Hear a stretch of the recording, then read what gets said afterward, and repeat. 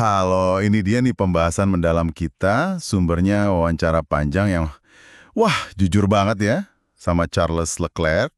Dan terus terang, banyak hal di sini yang cukup bikin kaget soal kehidupan pembalap top F1.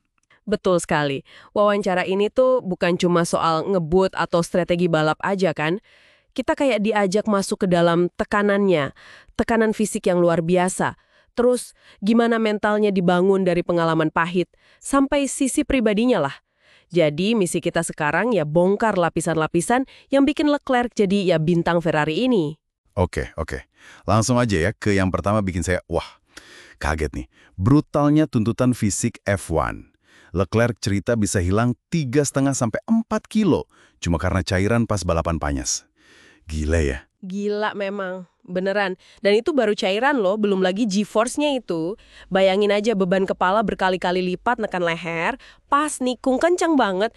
Leclerc bilang otot leher ini paling susah dilatih. Sampai pembalap pro aja masih pegel banget habis libur musim dingin. Ini nunjukin betapa ekstrimnya olahraga ini. Dan latihannya di mobil F1 asli itu terbatas banget ya. Cuma 3 hari setahun. Selebihnya simulator gitu. Tepat. Simulatornya sih canggih, bisa kasih feeling mobilnya gimana. Tapi ya itu, nggak bisa niru adrenalin atau G-force yang sebenarnya. Oh gitu? Jadi kemampuan adaptasi mental tuh krusial banget. Belum lagi detail lain ya. Tidur harus cukup. Leclerc itu 10–11 jam loh tidurnya. Wah, lama juga ya. Diet ketat, terus manajemen jet lag yang ya ampun bolak-balik terus. Ini bukan cuma nyetir doang, tapi manajemen total tubuh sama pikiran 24/7. Nah, dengan tekanan fisik seberat itu, gimana dia jaga mentalnya tetap kuat? Tadi Anda sempat singgung soal pola pikirnya yang menarik. Nah, ini nih salah satu kunci mentalnya Leclerc. Kemampuannya buat menata ulang cara pandang soal gagal. Dulu katanya dia keras banget ke diri sendiri kalau salah, sampai down. Sekarang, dia lihat kesalahan tuh kayak data penting buat perbaikan. Fokusnya bukan di kesalahannya, tapi gimana reaksinya setelah itu. Harus positif. Jadi semacam reframing gitu ya? Ngubah sudut pandang soal kesalahan. Persis.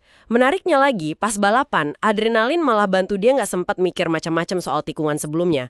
Tantangan mental terbesarnya malah datang setelah balapan, pas lagi diem, merenung. Oh, Dia juga belajar nikapin kritik, apalagi yang nyerang karakternya. Kuncinya, filter. Cuma dengerin masukan orang terdekat aja. Nasihat ayahnya selalu dipegang. Tetap rendah hati, bersyukur, kerja keras. ngomong-ngomong soal ayahnya, perjalanan Leclerc ini kan ada kehilangan yang berat ya? Banget, berat banget. Kehilangan ayahnya yang jadi mentor utamanya. Di usia muda banget, 17 tahun. Tepat sebelum mimpi F1-nya jadi nyata. Itu maksa dia dewasa cepet banget, jadi tulang punggung keluarga. Pasti berat ya? Ada cerita sedihnya juga, dia sempat bohong bilang udah dapat kontrak F1 beberapa hari sebelum ayahnya meninggal. Biar ayahnya tenang. Ya ampun. Syukurlah, sebulan kemudian kontraknya beneran datang. Itu pasti membentuk karakternya banget ya. Belum lagi kehilangan figur lain kayak Jos Bianchi sama Antoine Hubert. Itu kan... Betul. Nggak kebayang sih, nyetir lagi di sirkuit yang sama, ngelewatin titik kecelakaan mereka itu, butuh mental baja. Dia harus aktif ngelawan pikiran negatif biar tetap fokus balapan.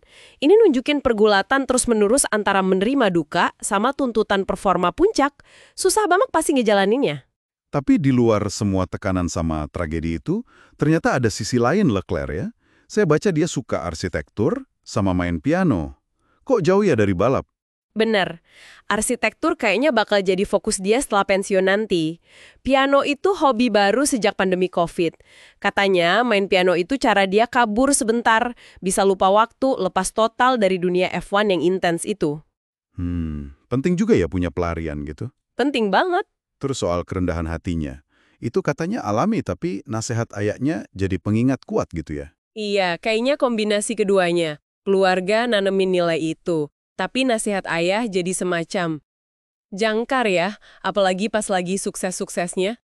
Lucunya nih, di balik beraninya dia di track, dia punya takut biasa juga loh. Takut ular. Terus nggak berani bungee jumping. Oh iya. Malah dia bilang lebih takut pas nonton adiknya balapan. Kenapa? Karena pas itu dia nggak punya kendali dan sadar banget risikonya. Jadi kalau kita tarik kesimpulan ya, wawancara ini kasih lihat gambaran yang utuh banget ya. Bukan cuma atlet super, tapi manusia biasa juga. Ada rapuhnya, belajar dari kehilangan, dan berusaha tetap rendah hati gitu. Tepat sekali. Ini bukan cuma cerita sukses instan, tapi kisah pertumbuhan lewat tantangan. Dan mungkin ada satu hal menarik nih buat direnungkan. Leclerc bilang dia nggak ngerasa melakukan pengorbanan besar kayak ninggalin rumah usia muda, jadwal gila. Kenapa? Karena dia cinta banget sama pekerjaannya. Menarik. Penuh semangat buat sesuatu yang kita suka. Mungkin itu bisa jadi bahan refleksi